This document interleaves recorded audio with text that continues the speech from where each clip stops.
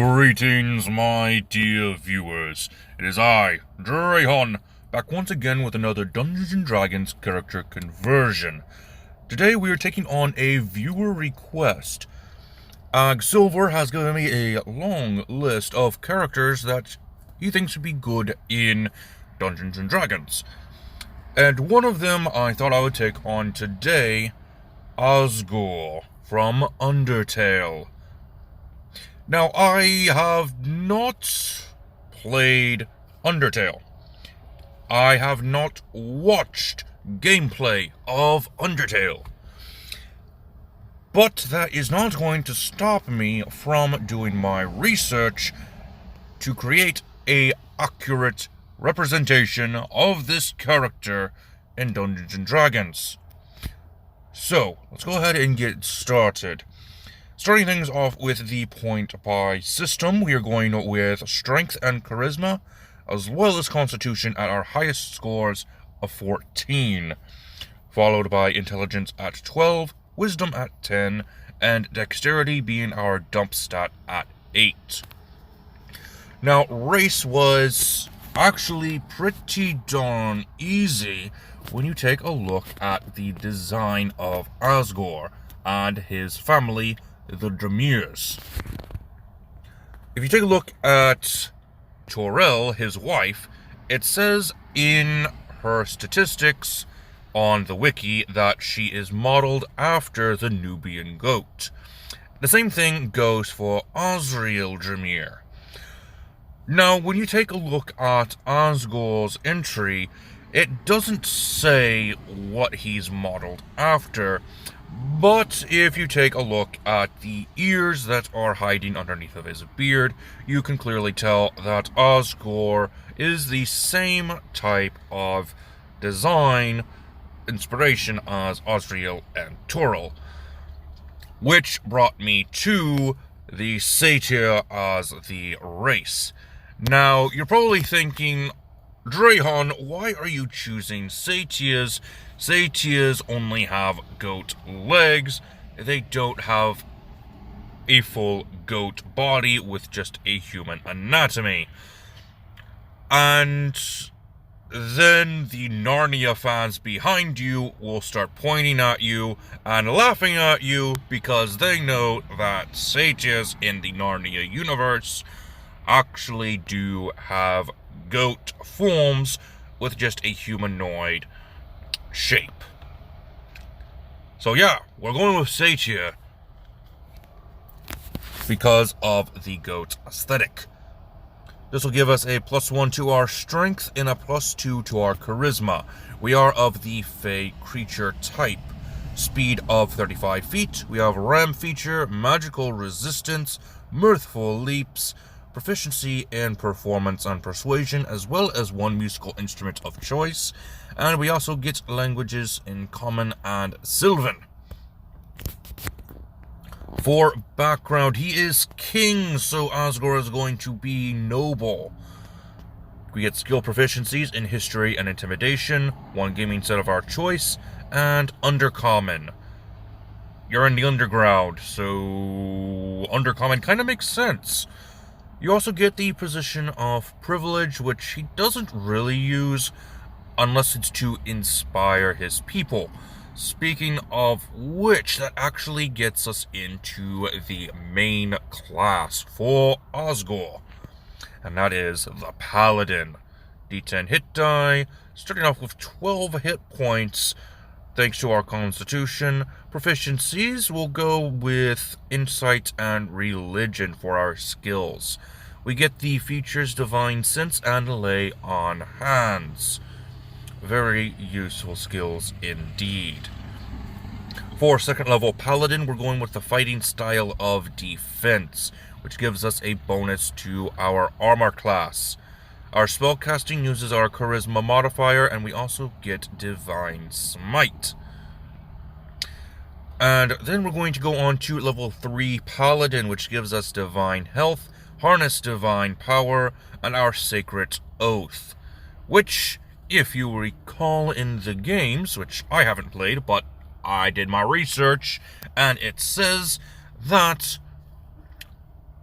Asgore did pledge to the people of the underground that he would conquer the human world and kill everyone.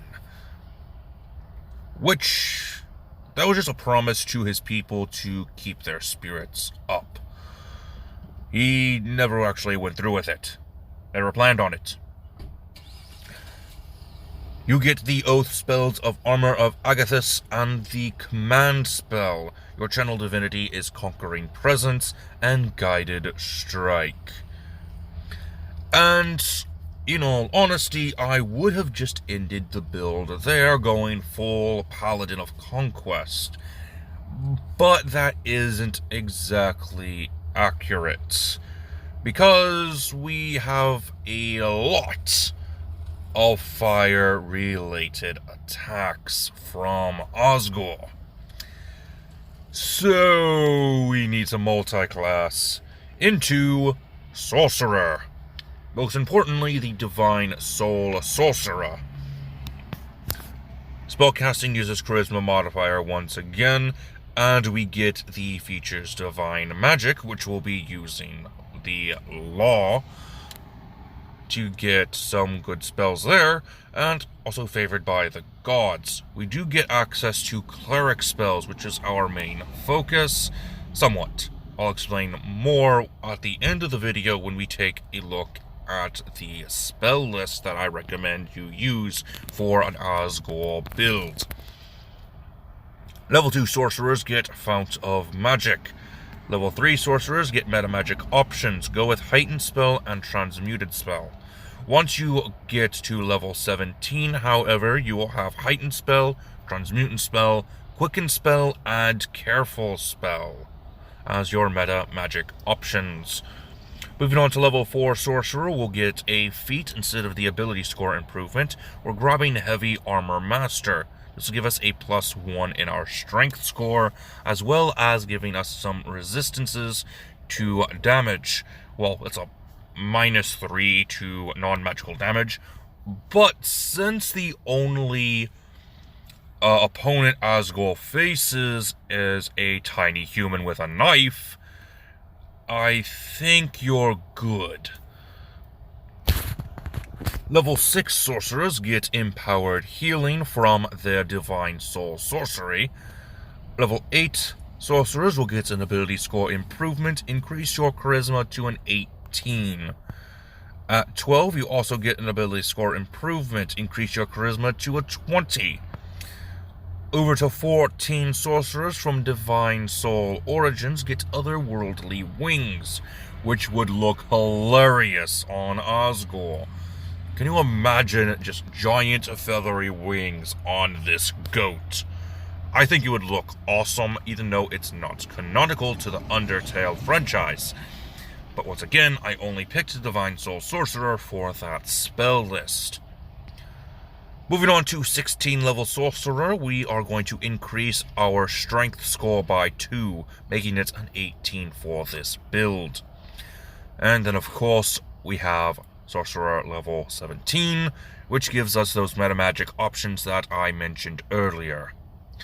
Now that we are done with the build, let's go ahead and go into the spell list. For your Paladin spells, you're only getting first level spells, unfortunately. So Compelled Duel, Detect Magic, Detect Poison and Disease, Protection from Evil and Good, Purify Food and Drink, and Shield of Faith.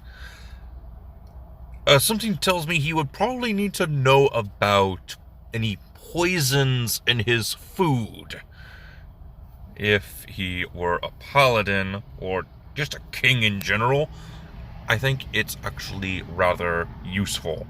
For your sorcerer spells, we're going to go with the cantrips Light, Resistance, Spare the Dying, Sacred Flame, Blade Ward, Firebolt. First level, Detect Evil and Good, Inflict Wounds, Burning Hands. Second level, Snillock Snowball Swarm, which transmute spell could also change that to fire damage. You also get your spiritual weapon, which is your amazing tridents that you just flip around the battlefield all willy-nilly. 3rd level, Fireball, Revivify, Minute Meteors.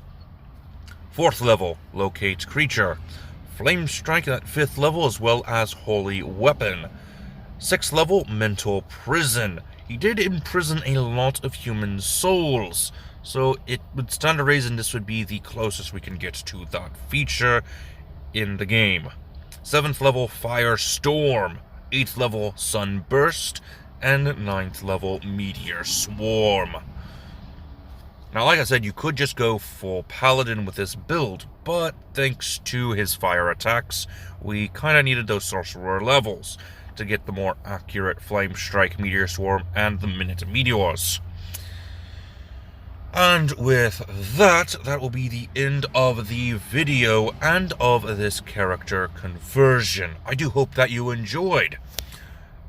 Silver, how did I do with this interpretation of Asgore? I know it's not exactly what you were hoping for, thanks to the Satyr, as we had talked about in the comments of previous videos, but it was the only one that made the most sense. And actually, having that magic resistance would be helpful against other foes within the underground. And actually, if we're going to actually commit to killing all humans in the overworld, then yeah, we'll probably need some magic resistance to resist against those artificers and their weaponry. Anyway, I do hope you enjoyed. Until next time, this has been Drahjan, and I am offline.